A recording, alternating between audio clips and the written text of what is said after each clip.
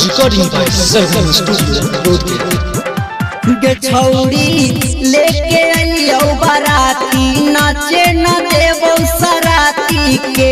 गे छौड़ी लेके अलियो बाराती नाचे न देवो सराती के।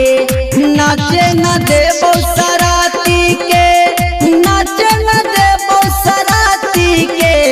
डीजे के बरता भुक भक बाती नाचे न देवो सराती के।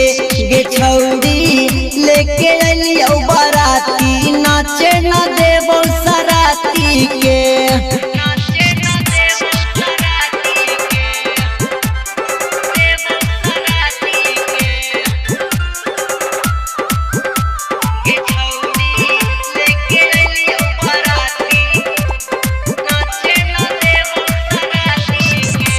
जवान कन पीले हो इंग्लिश बोतल, लइकन पिए थो सिगरेट टोटल गे। छौड़ी पिए थो सिगरेट टोटल गे। जवान कन पीले हो इंग्लिश बोतल, लइकन पिए थो सिगरेट टोटल गे।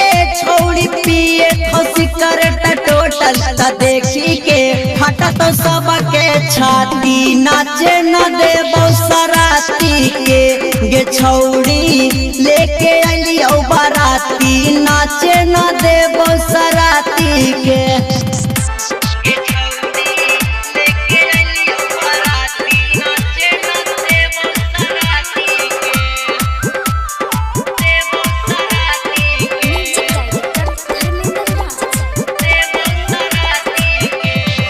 चाहे आजी तो पुलिस थाना तैयो हो न हमनी माना गे। छौड़ी हो न हमनी माना। चाहे आजी तो पुलिस थाना तब हो न हमनी माना। बाजैबो अरुण छैला के गाना। राइटर आनंद राजेश खुरापाती नाचे न देवो सराती के। गे छौड़ी लेके अलियो बाराती नाचे न देवो सराती के।